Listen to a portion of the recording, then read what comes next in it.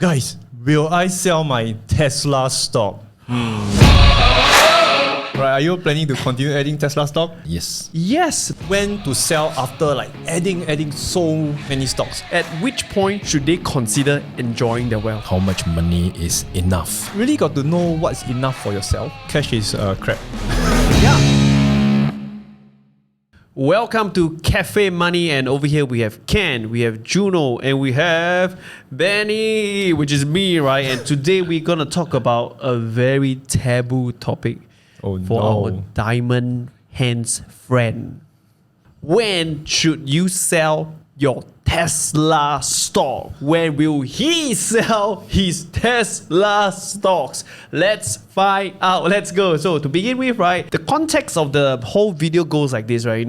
I started asking Ken about investment, and I say that, it cannot be possible that someone just keep buying and keep holding, right? And never in their lifetime they ever enjoy their wealth, right? I mean, it's so important to enjoy wealth, right? So Ken, share with us, should anybody sell? What is the perspective of selling, and how should selling be like?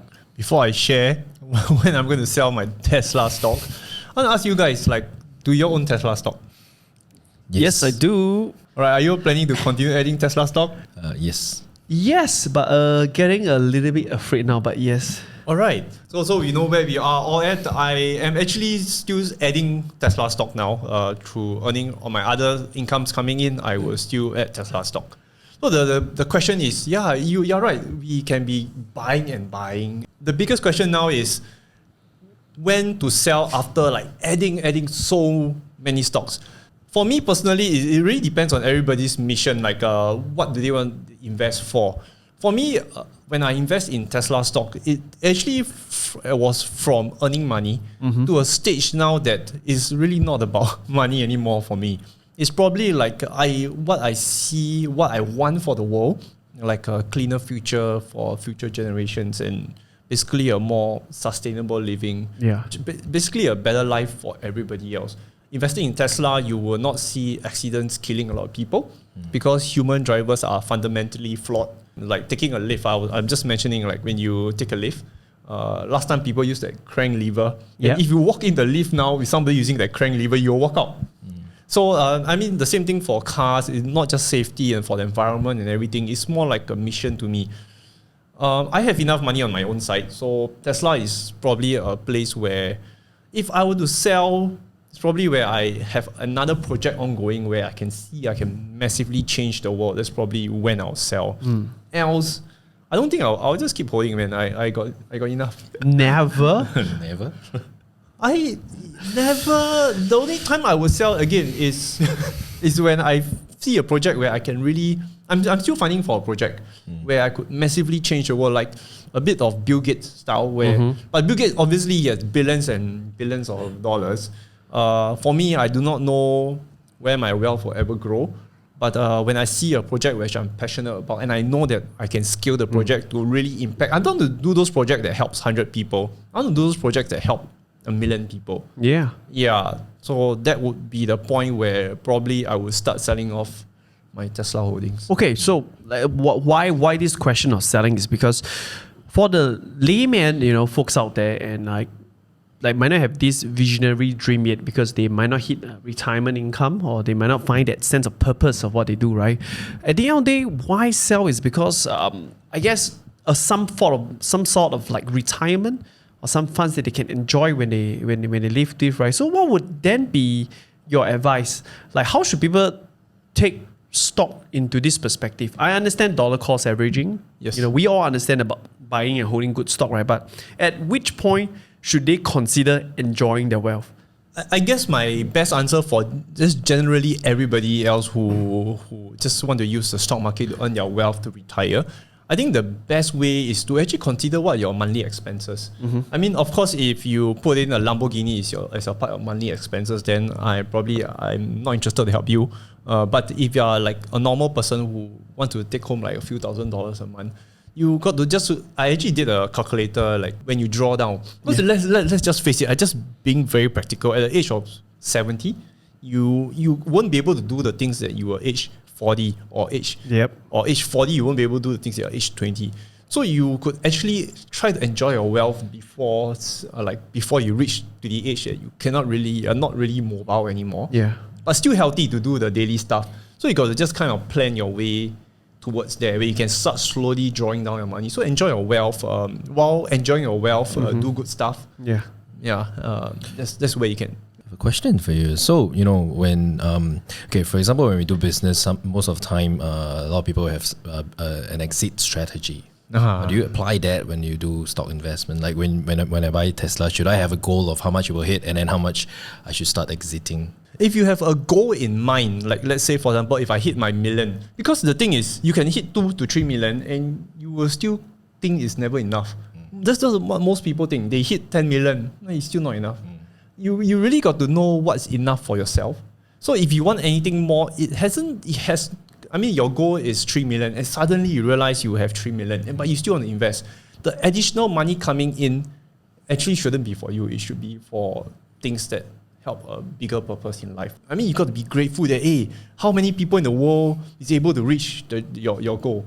You just got to be grateful with that and just learn to give back.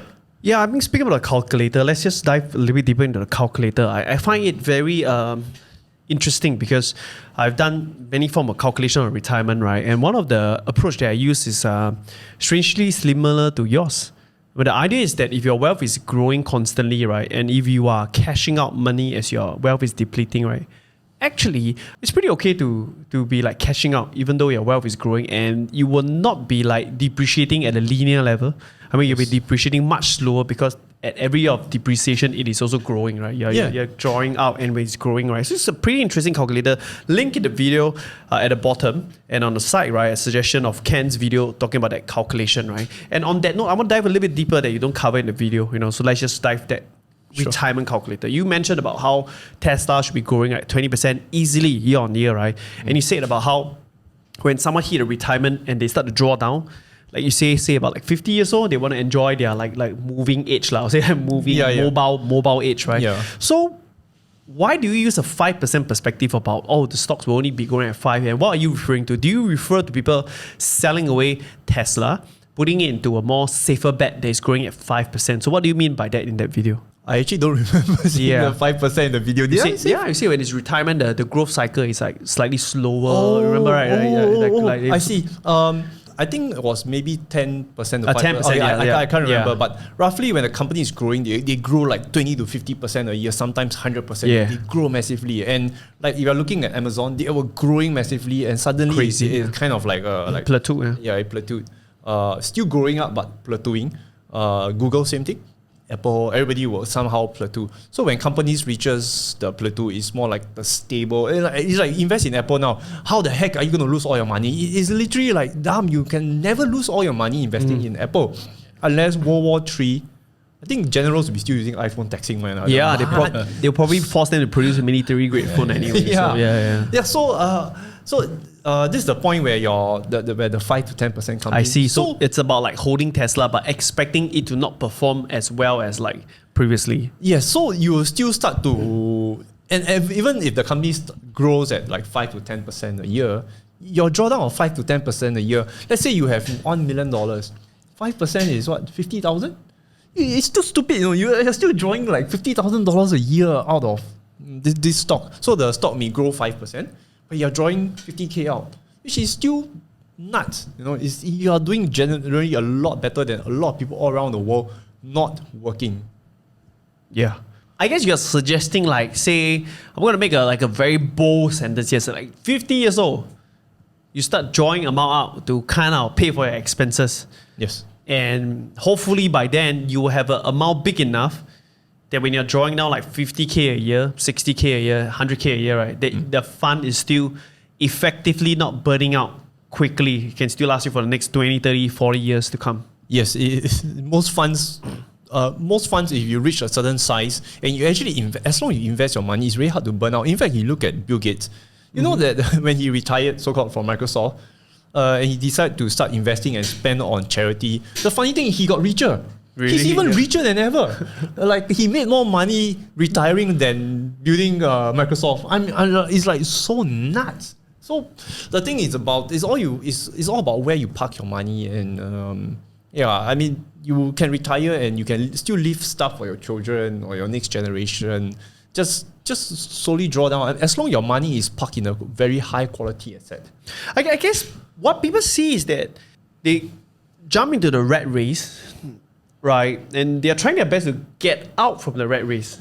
You know what I mean? Like, hey, you know what? I'm going to make so much money, and I'm going to get out the rat race by having that pool of cash to do what I want in life, yes? And I'm depreciating it, right? But what is the interesting approach that I'm hearing right now, which I 100% agree on, and I think that it's about understanding the world and economy and everything, is that you can never be unplugged from the system, right? I mean, so long that the system keep growing your money, and so long that you do cash out your money and depreciate slowly, right?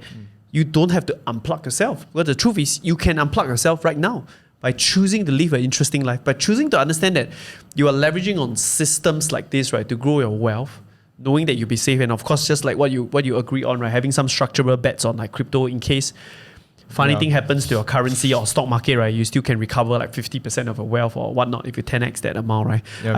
And I think that is a very interesting perspective, because most people will then go ahead to always think about, I make X amount, I retire. But then they do a very linear depreciation. That means like dividing by 30 years, dividing by 12 months. And by the way, that is a flawed formula. You know why? Because you didn't consider inflation. Exactly. Inflation will probably kill you out if you're doing it this way. So it's about accepting that your money will forever be in financial instrument. That is very tough, you know. Like your money have to be forever be in financial instrument and not just cash itself, which is because cash is quite dangerous anyway to hold. Yeah. Cash is crap. Yeah. So Juno, like you being as a full-time entrepreneur, right? Share a perspective about like how does a stock plays a part in a portfolio, and how do you see, is it important, is it not important, and everything? For me, I would rather pick investment that is strong at the fundamentals, and then put my money there rather than parking it in, say, the bank. I know that if the money is idling, then it's actually not a good sign. I agree. And my biggest struggle is this, is that honestly, right, I make active income.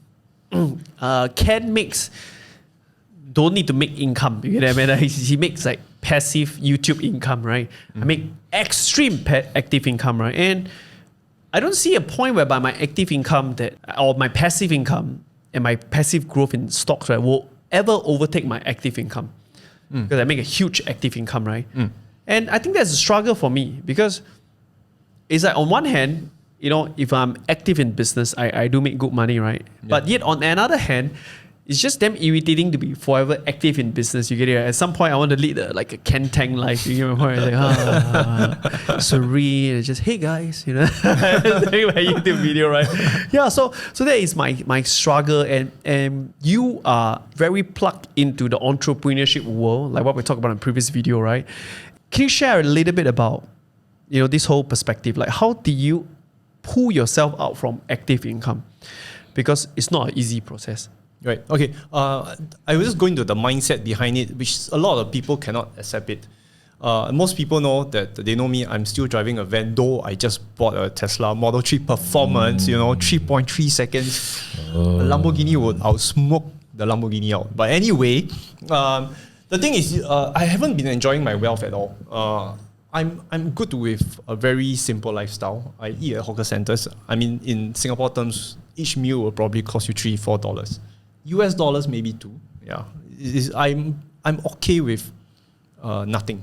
So if a lot of people, they have this mindset: I cannot lose my car, I cannot lose my job, I cannot do this, do that. A lot of things. You have a lot of things I cannot. Once you have this mindset and a lot of baggage holding you back, it's going to be a very big problem for you to even proceed on with this next leg. It is almost impossible. So my best suggestion is for you to really prime your mind to understand that in life, you do not need a lot of things. Seriously, you do not. You just need good company, real people around you, time with people that you care about, and that's about it. If you have this mindset, it will set you up for success. Most often people are always like, like you notice in the business world that you guys are in, I love doing business because in business we can truly see through the person's character. Yeah, and you see a lot of people just doing crappy things just to get a little bit more sense, just to outsmart each other. So you just got to understand that in life is abundant and it's always enough, just that you never have enough for yourself. So as long as you just set your mind that way, you're on the first step to success. So this is damn hard. The scariest thing is about self-loading, right? Because the more money you make, the more liability you hold on to as well. Although it sounds very illogical, but the truth is, when you make more money, you will tend to want to assume that you need a different lifestyle, right? And that is the tough part, right? Where it's easy to say when you don't make the money, but it's hard to do it when you make a lot of money and try to retain a very simple lifestyle. I think that's just not the easiest way to do it. Speaking in experience, I think that begs the question right now. I think we talk about it, like how much money is enough. Yeah. Which I think that is of course, very subjective.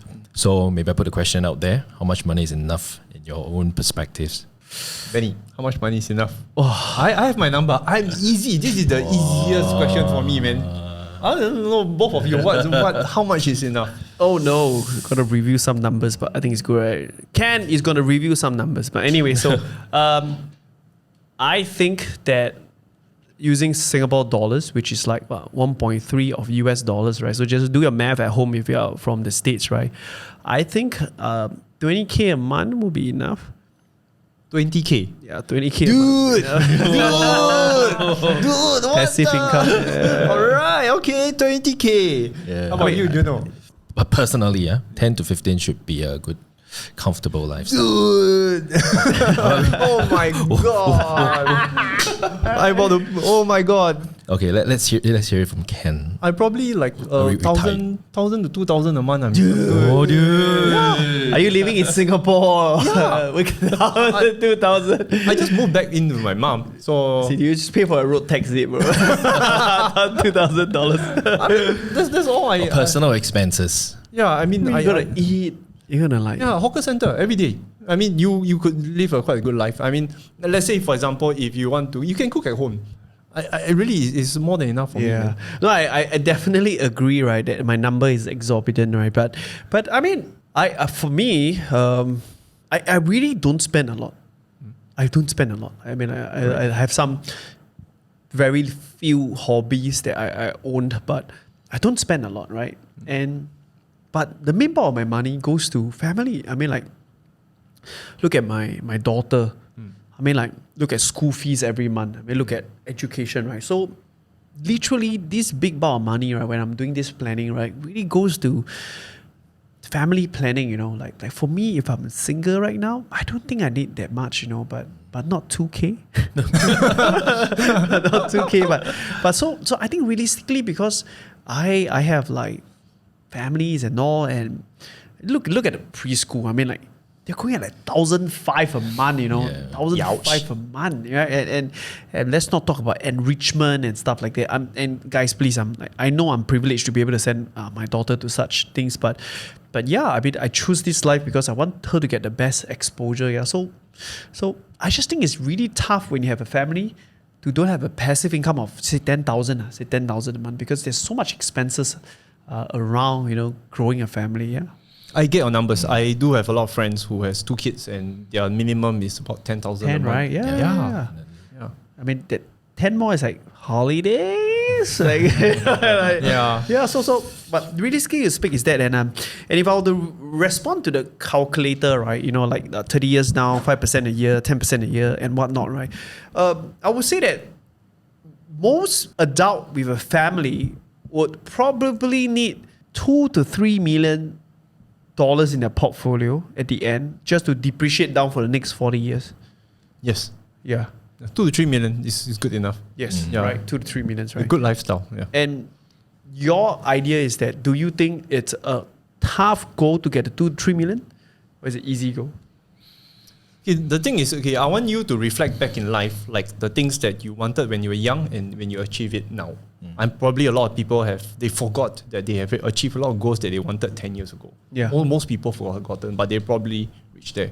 Then now if you look back, is it easy to achieve? And probably you're like, yeah, I know how to reach there. So if you ask me to make another $1 million again, I have a simple plan and I could do it. Yeah. But the thing is, my plan may not be the same for other people. Yep. If you ask me if 2-3 million is achievable, I think with the right knowledge, with the right mentality behind what you need to do, it's pretty simple actually. I don't mean to sound cocky at all, but I literally have a lot of my audience telling me that they reached a few million. I can pick out my chat now. I tell you, this guy just texted me like 2-3 days ago. He reached $1 million. He became a millionaire. So I get this all the time. The thing is, it's all about why do I share the same knowledge and certain people can reach it, certain people can't. I really don't think it's about how much starting capital they have. It's more like if they are resourceful and if how are they supposed to reach there. It's all about the mindset. Yeah. I produce the same video. There will be 1 or 2 people say that this guy is talking crap. In fact, I feel I had 1 or 2 people did a video to kind of like shoot me down, but they realized 1 year later that they were wrong. The thing is, it's all about everybody has what they think is right. The thing is, don't let any other people stop you from what you think is possible, and just be resourceful and just don't. I don't have this, I don't have that. Yeah. Stuff. That kind of me mindset. Yeah, they're not gonna go anywhere. In fact, I think what people need to start to do if you're on the fence about investment, right, is to really taste your first blood in passive income. Like, I think the taste of it is something that is unforgettable. I remember when I first got a property that pays me a passive income of $2,000 a month, right? It's so surreal because you literally have an asset that pays you money that you don't care about. It's really surreal. You go like, oh my God, like, is this really happening? Like, should I do more? Because we are so wired to hard work equals to money. Like we are just so wired by this economy, and I would say the educational system want to keep us that way so that we become productive human, because we are measured by GDP and craps like this, right? And it stops people from like understanding that you can make money without, doing active work, right? But I think once you start to taste it, right, especially in the last few years, I started to taste that, right? And it really drastically changed my perspective. Yes, I'm still up for the active income, the goal of my business, right? I'm not being paid by time, I'm being paid by the result that I contribute to the society. But I now wear a very different perspective. I see money as effective usage, not effective spending. It's like, am I putting my money to make $1 for me, right? And of course, being big in stocks last year as well helps me to really understand that if you know what you're doing, right, you really can get your way out, and out of this rat race, of what you're doing. And the biggest mistake that people make, and I make the same category, is that if you make more money, you'll get out of the rat race. I say no to that. If you make more money, you might be in a worse rat race because you might be spending more and all that. I went through that whole cycle as well. Like, the more you make, if you don't try your best to keep a simple lifestyle, right, then you're just trapped in a loop. And you are always in the rat race if you're just purely saving money, hopefully to hit to an exorbitant amount like $3, $5, $10 million, right? Because you'll never get there. It's just going to be so hard to get there without leverage, right? And by the way, once you get there, inflation wipes you out as well. Yeah. Inflation just wipes you out, right? So I think people need to really have the perspective of investment. Investment in the part of life. Let's go back to retirement again, right? So what is your perspective of retirement? How old should someone retire? What do you understand by retirement, both of you guys here?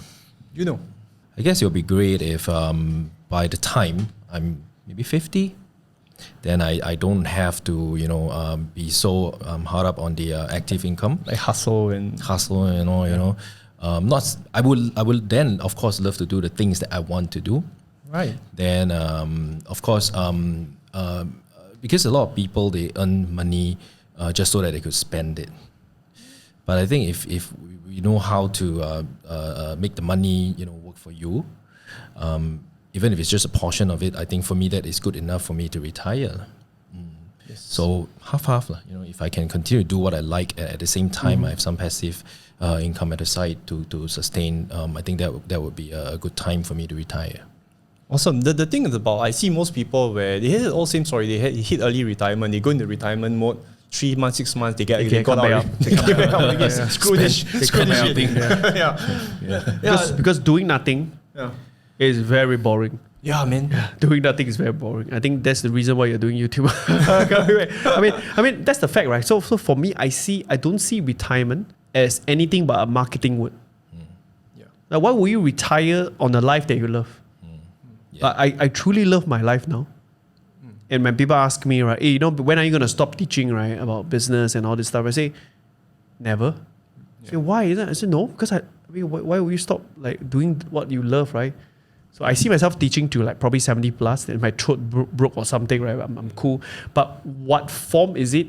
At what frequency will it change? Yes. Like ever since I'm very busy in my family, myself, and my business, I've really cut down teaching to twice a year because I love to do it and just do it for passion, right?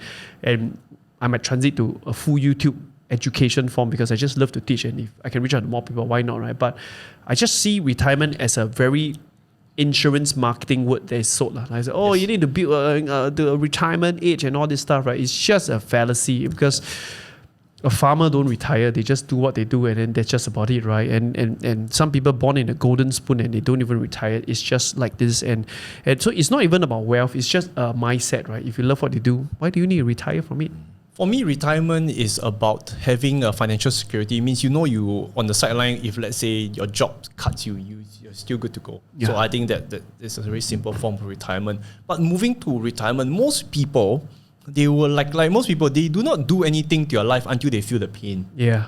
Yeah, so usually this retirement mode on investing and stuff, usually some sort of pain happen, means they got fired from their job, somebody in their family had some problems or something like that, some painful life things that hit you, then suddenly this engine will switch on.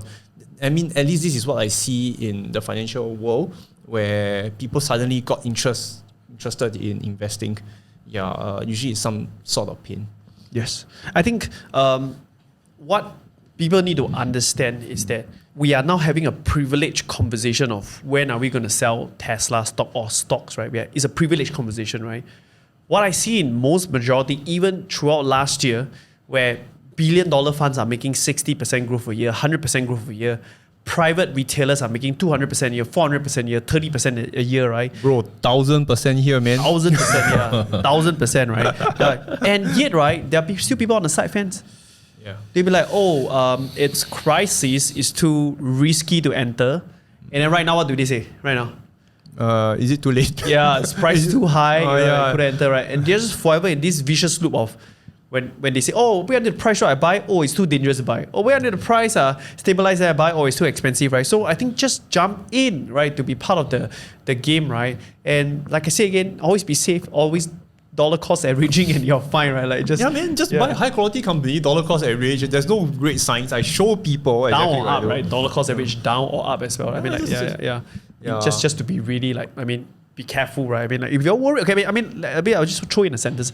If somebody's like worried about like stock massively dropping, at least they should be like 30-40% in. I mean, you get it, at least there's some things in, right? So even if it drop, you can easily dollar cost average it downwards, right? I think it's just safe, right? You have to be invested because a lot of people are left on the sidelines. What happened now is that if you are looking at macroeconomics, we call it M2 money. You just Google what's M2 money. M2 money is going up tremendously, and M2 money means government printing a lot of money. It's not like they're taking money from the reserve or stuff. I don't believe none of that crap. Because when M2 money goes up, it just means more money in circulation. It means everything's going to go up. And what happens for the everyday people who do not invest? Suddenly their money is worth less. They take so much money just to buy a house. It's so stupid. So you just need to keep your money invested, and is to if you cannot beat them, just join them. Just join them. Yeah. I mean, the world works in this economical system that it will be ridiculous, right, to disregard everything to say that it's not necessary. Don't you guys think so? We work in this system. Like, this is part of the system. And if you continuously work for money and disregard the financial system and expect your money to stay of its value just because holding cash, right, then I think you will be the biggest joke when it comes to 10, 20 years time. I guess a lot of people feel safe when they earn the active income, and then when they see the money coming in every month, they actually feel safe. Yes. And they refuse to step out to learn how to better invest their money. Yeah. But when the pain happens, it's too late. Yeah. It might be too late, right? Like what I always say, safe is not actually safe. Exactly. So on that note, right, one last thing. will you sell your Tesla stock, Ken? No, until I can find a way to help millions of people, then I'll probably sell. There you have it. There's the answer. Hope you guys enjoyed this episode, right? And if you're willing to hold to the moon, hold all the way to the moon, right? To the and moon. we will see you in the next episode. See you guys. Bye. Bye. Hi friends, here's a quick update from our first episode in Cafe Money. We looked through all the comments and we're in the midst of piecing together our first $5,000 investment. More updates will come in the next few episodes. Right now, we are living in a very interesting time. As of this video is recorded, we are going through a slight market correction, so we are in it for a good time, for a good investment. But looking at all those options that we see, an interesting stocks pick, right? We don't know where you will go, and hopefully we ride up to the moon, not to the dirt, right?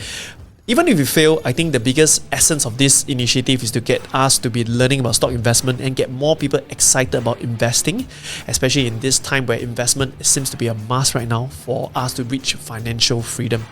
This channel do not just dedicate to this investment, we are also here to expose ourselves to business conversation, other investment options, and of course anything to do with our money related topics. So do subscribe to us as well.